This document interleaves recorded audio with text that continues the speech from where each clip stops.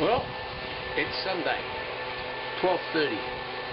The council finally sent contractors to clean up the tree. Evidently, the message got scrambled and they didn't realise that it was only half the tree that had fallen down and that the other half is precariously balanced, wrapping itself around a power pole. On Friday night, just before I shot the video, I understand the people from the library had called the council. Yesterday, Saturday evening, 24 hours later, nobody had come, so I called the council at 6:15.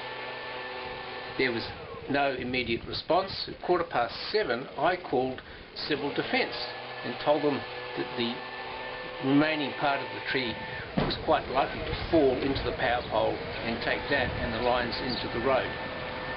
No response from Civil Defence. No men running around with cones and tape, wearing high-vis vests and hard hats. Nobody, nothing, zero.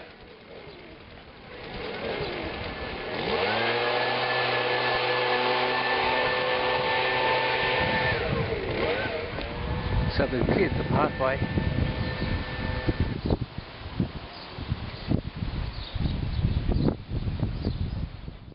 But as you can see, the majority of the tree is still standing, threatening the power pole.